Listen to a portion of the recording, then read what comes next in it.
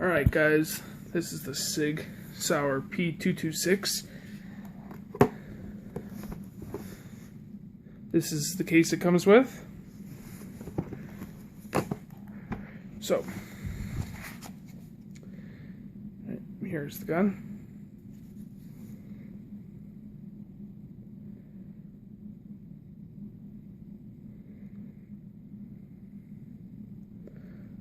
Now, this gun, well, first, let me make sure I safety check it for you. So, there goes the mag. And then,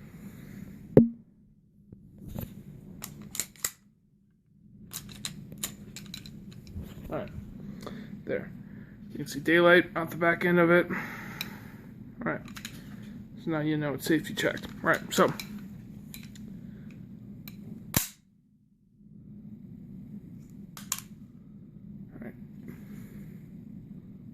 Alright, so this gun was originally designed as a replacement for the 1911 Colt.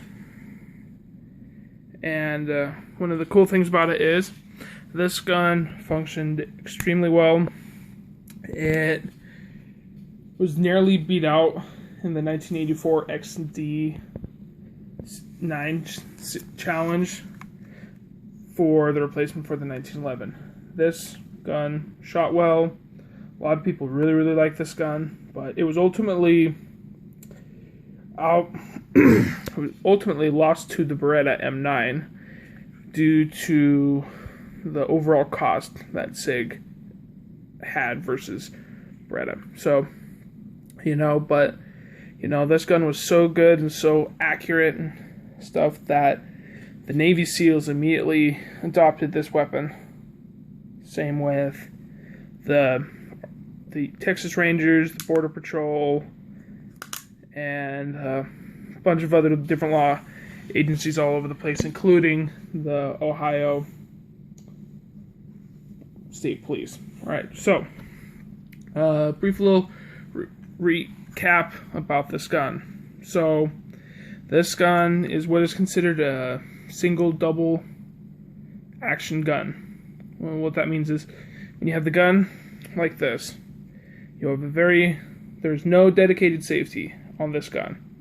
So what that means is when they designed this gun, it's meant to be carried without the need of a safety for UN forces and stuff. So one of the big things about this gun was it was made to be drawn from the holster and then just fired immediately right away, which is why they have what Sig calls the double single safety. So what that means is for the first one with the hammer back, like so, means there's a very long deliberate trigger pull. And Sig is really good at having good, accurate triggers.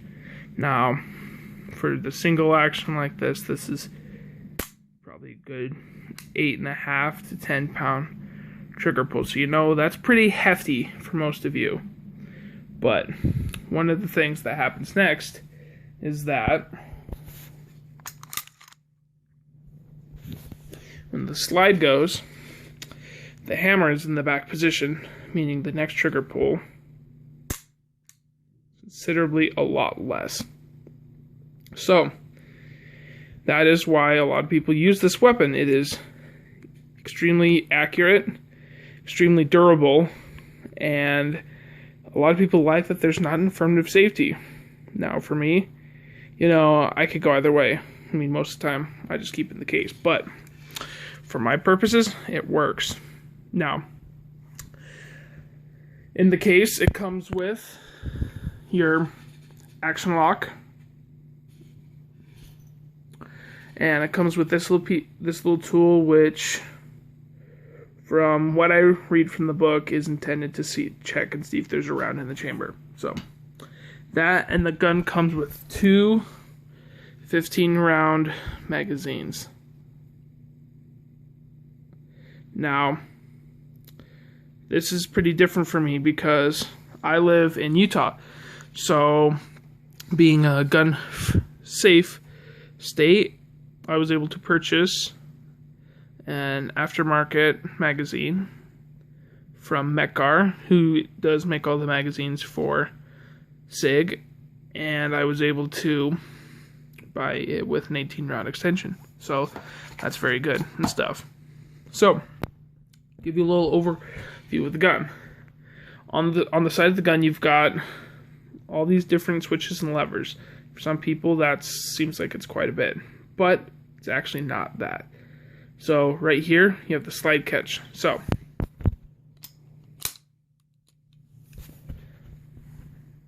if the gun is back like this, just pull this lever right here. This brings the gun to safety. Also, right here, another little feature. So this is what Sig calls their decocker. So if the hammers drop back like this, and you want to make the gun safe, you just pull this lever back. There should be a click, and it turns the gun into double action. And this right here is, of course, the mag release. So, yeah, so when I was looking at getting this gun, there was a lot of factors and features that I was looking at. And one of the things was, I was strongly considering a multitude of guns, whether it was different SIGs, Smith & Wessons, Berettas, all these really good brands. And, being myself, I spent a long time thinking about it, and I came down between the SIG and the Smith & Wesson M&P 9. While both are great guns, there's a couple of factors that ultimately led to this gun. So, one of the first factors was the Sig name. I mean, you hear Sig and you know it's great. I mean, the fact that this Sig 226, excuse me, is used and adopted by the U.S. Navy SEALs. That in itself is a great factor for me in choosing this firearm. That plus it comes with a full accessory rail at the front of the gun. But also, another thing is that I like the fact that this gun is all metal. I mean, most guns now, the slide is stainless steel, and then the bottom is a polymer, whereas the Sig is it's a stainless steel slide, and then it's an aluminum frame at the bottom. So one of the cool things about this gun also is that the trigger is extremely well made. It never stops working, and that was one of the key factors. The Smith, had a good trigger, but it felt pretty sloppy on the reset. And so when it came down to prices and stuff, it was to replace that trigger, it was looking like $100 plus $150 to $200 plus the switch installation fee.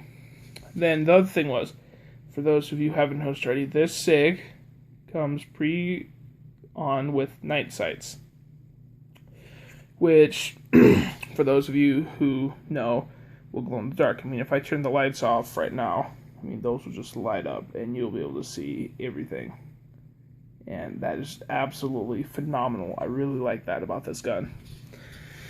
So, another thing, this gun is super, super easy for the field strip. So,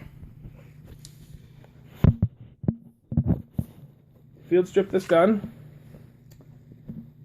You first make sure that the magazine is gone. Pull that back like that to make sure that there is no round in the chamber. Then what you do is you use the slide stop, lock the gun back like so. Then right here, there's this little knob. You push it down like that.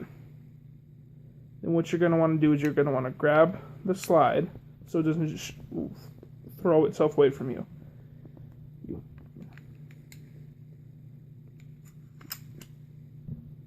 Alright, then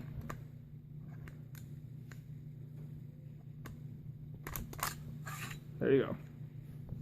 there's the handle, and here's the slide. Then, it's just super simple. Just push in on the spring. Got the spring, guide bar, and then you just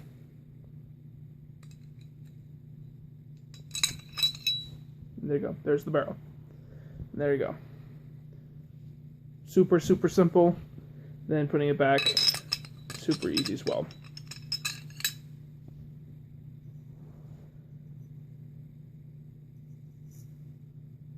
Actually, no.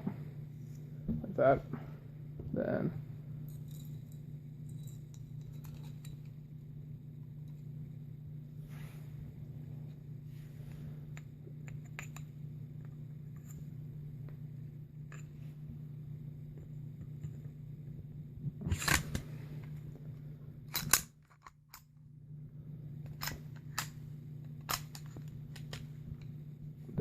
just flip that up. Ready to go. So yeah, this gun is extremely easy to field strip. I really like it. So now, here comes the big question: price. So depending on where you get this gun, it's gonna run you anywhere from $800 to $1,100. And then you can pay considerably more for different versions. This is just a stock 226. You can also get it, the MK25, which has a special finish on the gun to keep from corroding, waterproofing, and stuff like that. And that is more accurate to the version that the SEALs use. There's also one with tactical barrels and stuff, but for my purposes, I didn't need it, so I just went with the standard. So, being in Utah, being a good gun state to live in, I got this for $829.99, and then that's, for those of you who know SIGs, that's a pretty good price for SIGs. So, I'm super happy with this gun. More than likely, this gun will outlive me. It's just manufactured so well. And, for some of the older SIGs, they were all manufactured in Germany, but this is a new SIG. So, hold on, waiting for the camera to focus. Come on, there we go. Nope, come on. There we go. As you can see, this SIG was made in the United States. So, super good gun. I highly recommend it. Remember, stay safe, stay strong, and remember, always be safe with one of these guns. These are not toys. They are tools. If you have any questions or comments, please feel free to comment below. Thank you very much. Have a good day.